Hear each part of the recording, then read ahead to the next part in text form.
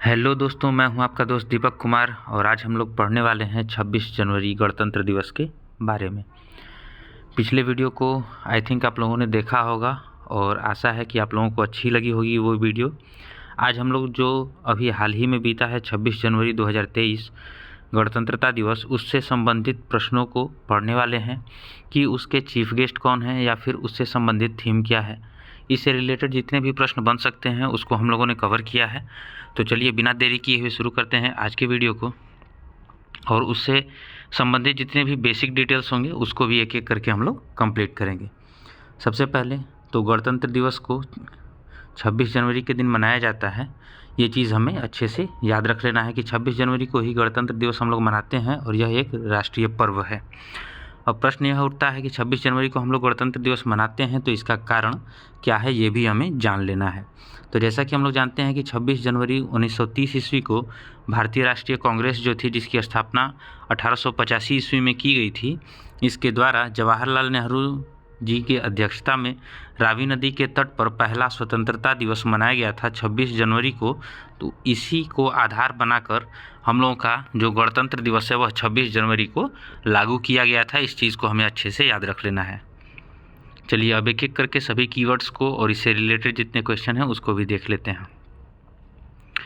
सबसे पहला प्रश्न है कि 26 जनवरी 2023 को गणतंत्र दिवस की कौन सी वर्षगांठ मनाई गई है। तो इसका आंसर हो जाएगा 74वां वर्षगांठ। तो जैसा कि हम लोग जानते हैं 74वां वर्षगांठ मनाया गया है। अब अगर इसको देखना है तो हम लोग देख सकते हैं कि जैसे 26 जनवरी 1950 को हमारा संविधान लागू हुआ था, तो वहाँ से लेकर के 2023 तक आप लोग काउंट कर सकते हैं कि यह कितने वर्ष का डिफरेंस है। तो इस चीज़ को आप लोग अच्छे से देख लें, तो इस तरह से हमारा आंसर हो जाएगा कि 74वां वर्षगांठ इस बार मनाया गया है।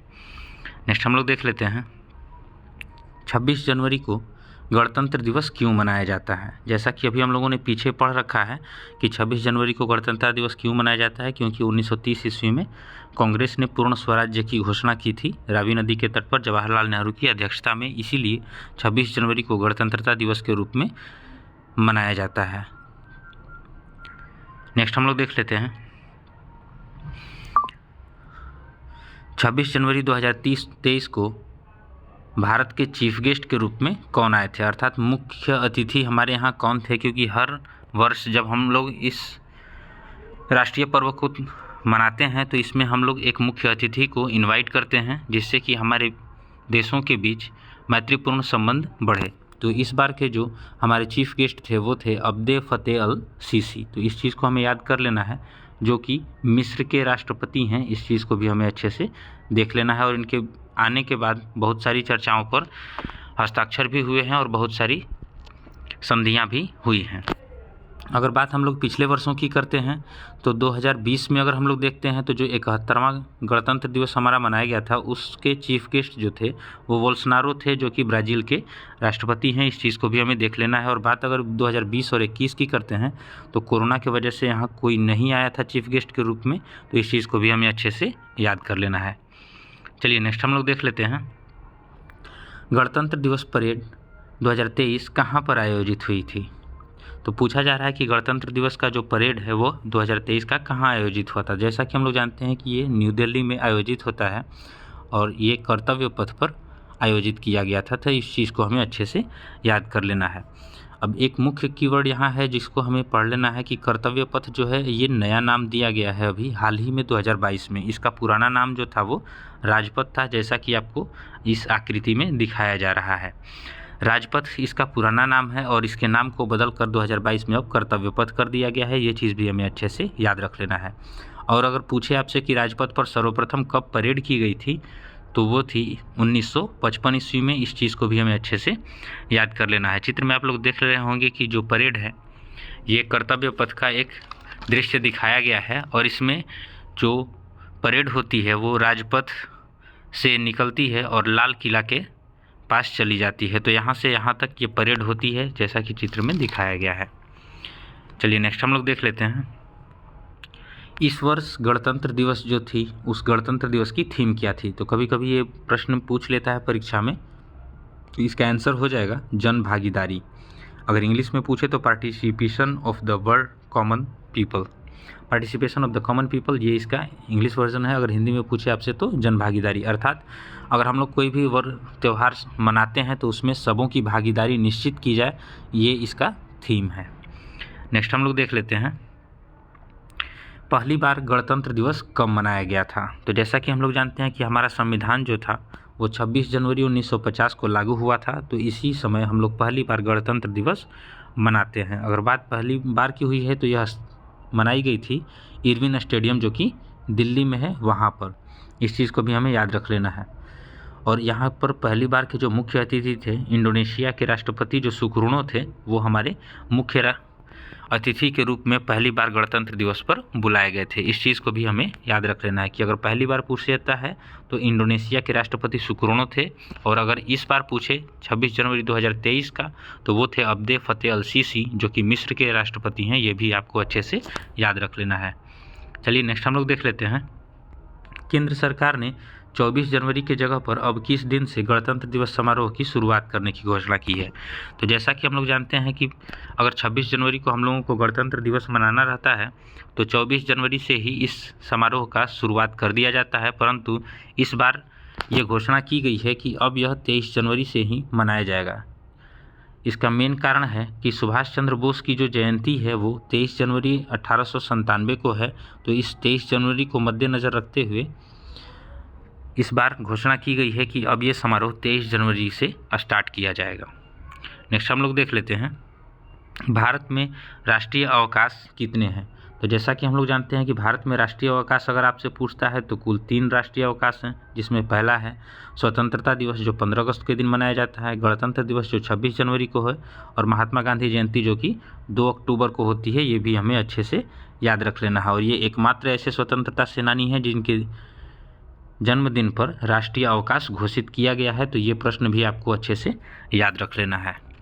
चलिए नेक्स्ट हम लोग देख लेते हैं, और ये एक महत्वपूर्ण प्रश्न है, इसको आप लोग स्टार मार्क कर लीजिए क्योंकि परीक्षा में यह बहुत ही पूछता है और आप लोग कन्फ्यूज़न करके इसका आंसर गलत कर देते हैं। तो चलिए इस चीज़ को भी देख लेते हैं कि हम लोग जो राष्ट्रीय पर्व मनाते हैं जैसे गणतंत्र दिवस है, तो इस पे भारत का ध्वजारोहण कौन करता है। तो प्रश्न आ रहा है कि ध्वजारोहण से संबंधित। तो जैसा कि हम लोग जानते हैं कि 2 दिवस हो गया, एक तो गणतंत्र दिवस और दूसरा स्वतंत्रता दिवस। तो अगर बात हम लोग गणतंत्र दिवस की करते हैं तो केंद्र में उस दिन ध्वजारोहण राष्ट्रपति करते हैं और राज्य में वहीं राज्यपाल करते हैं। इस चीज़ को हमें अच्छे से याद रख लेना है। और बात अगर स्वतंत्रता दिवस की करते हैं जो कि 15 अगस्त के दिन मनाया जाता है, तो 15 अगस्त स्वतंत्रता दिवस के दिन केंद्र में प्रधानमंत्री ध्वजारोहण करते हैं और राज्य में मुख्यमंत्री ध्वजारोहण करते हैं, अर्थात झंडा फहराते हैं। तो ये चीज़ हमें अच्छे से याद कर लेनी है कि अगर ध्वजारोहण या झंडा फहराने के बारे में पूछे तो 26 जनवरी गणतंत्र दिवस के दिन केंद्र में राष्ट्रपति, राज्य में राज्यपाल, और 15 अगस्त के दिन केंद्र में प्रधानमंत्री और राज्य में मुख्यमंत्री मनाते हैं। इस चीज़ को अच्छे से याद रख लेना है।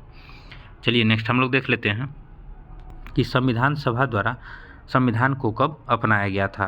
तो इसका आंसर हो जाएगा 26 नवंबर 1949 को। जैसा कि हम लोग जानते हैं कि संविधान सभा के द्वारा इस संविधान को जो बनाया गया था 26 नवंबर 1949 को अपनाया गया था और इसे 26 जनवरी 1950 के दिन पूर्ण रूप से लागू कर दिया गया था। तो ये चीज़ भी हमें अच्छे से याद रख लेना है। चलिए नेक्स्ट हम लोग देख लेते हैं कि संविधान को तैयार करने में कितना समय लगा।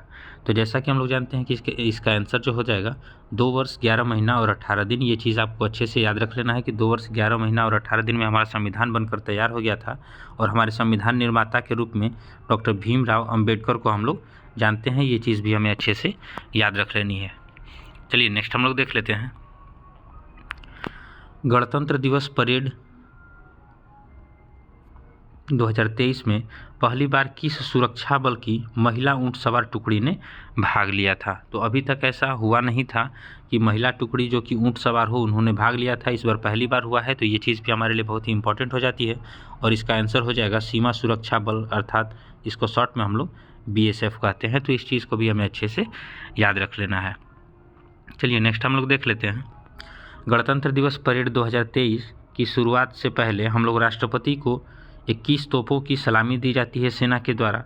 तो पहली बार यह ब्रिटिश तोप 25 फाउंडर आर्टिलरी के बजाय अन्य किस तोप से दी गई है, प्रश्न यह पूछ रहा है। तो जैसा कि हम लोग जानते हैं कि जब गणतंत्र दिवस समारोह शुरू होता है तो उससे पहले ध्वजारोहण से पहले राष्ट्रपति के आने के बाद उनको 21 तोपों की सलामी दी जाती है। ये चीज़ हमें अच्छे से याद रख लेना। अगर आपसे ये प्रश्न भी पूछता है कि कितने तोपों की सलामी दी जाती है तो वो 21 है। अब इनकी जगह पर इस बार क्या बदलाव किया गया है उससे संबंधित यह प्रश्न है, तो इसका आंसर हो जाएगा 105 mm इंडियन फील्ड गन। तो इस बार जो इंडियन फील्ड गन 105 mm थी, इसके द्वारा हमारे राष्ट्रपति को सलामी दी गई है। तो इस चीज़ को भी हमें अच्छे से याद रख लेना है। चलिए नेक्स्ट हम लोग देख लेते हैं। भारतीय संविधान में जो गणतंत्रात्मक व्यवस्था है यह किस देश से ली गई है, प्रश्न यह पूछ रहा है। तो इसका आंसर हो जाएगा फ्रांस। तो इस चीज़ को हमें अच्छे से याद रख लेना है। भारतीय गणतंत्रात्मक व्यवस्था जो हम लोग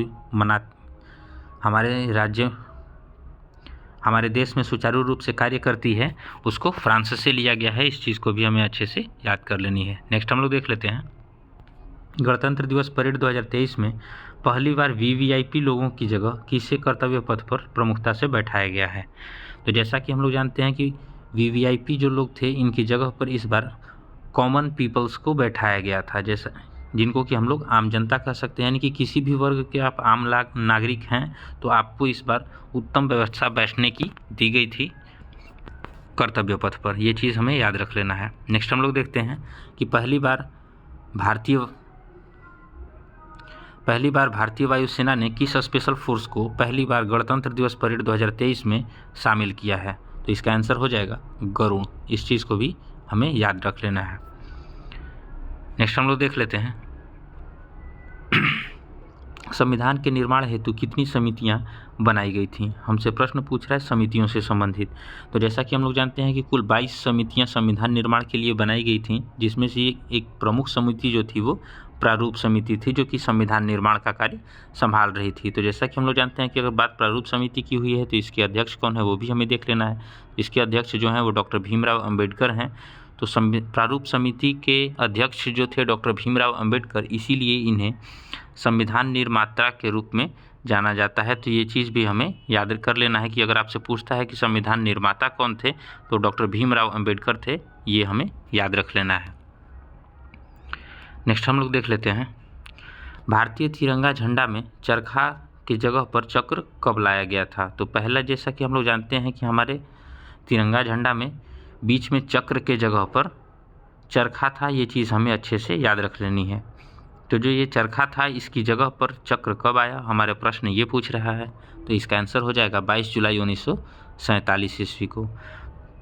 हमारे तिरंगे झंडे को 22 जुलाई 1947 को अपनाया गया था। इस वजह से 22 जुलाई को झंडा दिवस के रूप में भी मनाते हैं। इस चीज़ को भी हमें याद रख लेना है।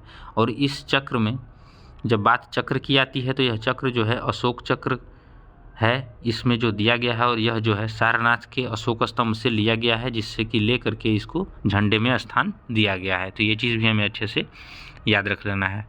नेक्स्ट हम लोग देख लेते हैं।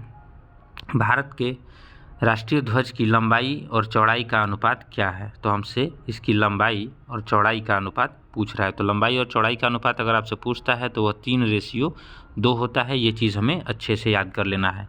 लेकिन कभी कभी प्रश्न घुमाकर पूछता है, अगर आपसे चौड़ाई और लंबाई का अनुपात पूछता है तो वो 2:3 होता है। ये चीज़ भी हमें अच्छे से याद रख लेनी है। अर्थात जैसा कि हम लोग जानते हैं ये राष्ट्रीय ध्वज जो है इसको अपनाया गया था 22 जुलाई 1947 को। तो ये चीज़ भी हमें याद रख लेनी है। और अभी जो हम लोग वर्तमान में तिरंगा झंडा देखते हैं, इसका डिज़ाइन जो तैयार किया था वो पिंगली वेंकैया ने तैयार किया था। ये चीज़ भी हमें अच्छे से याद रख लेनी है। अगर बात तिरंगे झंडे की आई है तो सबसे पहले अगर हमसे पूछता है कि हमारे राष्ट्रीय ध्वज का नाम क्या है तो वो तिरंगा है। ये चीज़ हमें अच्छे से याद कर लेनी है।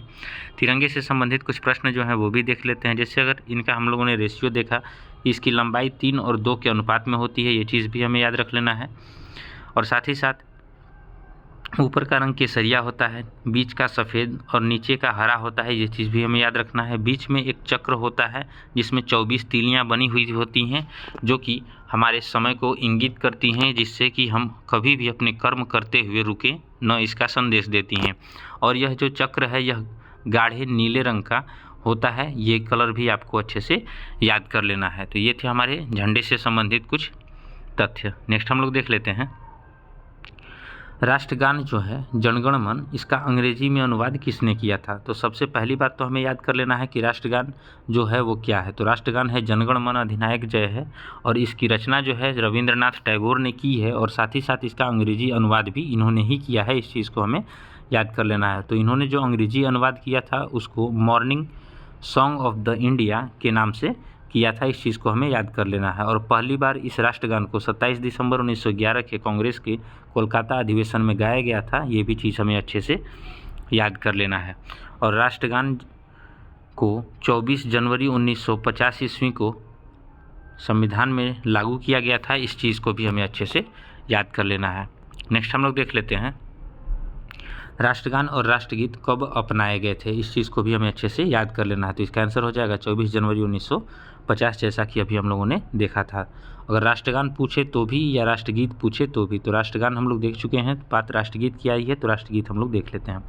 तो राष्ट्रगीत की अगर रचना हमसे पूछता है तो राष्ट्रगीत जो है वो वंदे मातरम है। ये चीज़ हमें अच्छे से याद रख लेना है। और इसकी रचना जो की थी वो बंकिम चंद्र चटर्जी ने की थी। ये भी चीज़ हमें अच्छे से याद रख लेना है। इन दोनों को 24 जनवरी 1950 को अपनाया गया था। भारत का झंडा गीत किसने लिखा था, ये चीज़ प्रश्न पूछा जा रहा है। अगर भारत का झंडा गीत हम लोग देखते हैं तो ये श्यामलाल गुप्त पार्षद के द्वारा लिखा गया था, और यह हरिपुरा अधिवेशन जो हुआ था उसी अधिवेशन में लिखा गया था। ये चीज़ हमें अच्छे से याद कर लेना है, जिसके अध्यक्ष सुभाष चंद्र बोस थे। साथ ही साथ आप लोगों के लिए एक प्रश्न रहेगा, और वो क्वेश्चन का आंसर आप लोगों को कमेंट बॉक्स में देना है कि अगर हम लोग मुद्रा चिन्ह जानते हैं जो कि इस बार अपनाया गया है भारत के द्वारा, जो कि नया मुद्रा चिन्ह था, तो ये कब अपनाया गया था और किसके द्वारा ये तैयार किया गया था। ये प्रश्न आप लोगों को कब और किसने इसको तैयार किया था, ये प्रश्न आप लोगों के लिए हम छोड़ देते हैं, जिसका आंसर आप लोग कमेंट बॉक्स में दीजिएगा। तो जितने भी हमारे पास प्रश्न थे हम लोगों ने एक एक करके सभी प्रश्नों को कंप्लीट कर लिया है, और आशा है कि आपको यह वीडियो पसंद आई होगी। लास्ट तक वीडियो को देखने के लिए धन्यवाद। आप लोग जुड़े रहिए हमारे साथ इसी तरह के महत्वपूर्ण वीडियो को देखने के लिए। मिलते हैं आपसे नेक्स्ट वीडियो में, तब तक के लिए थैंक्स।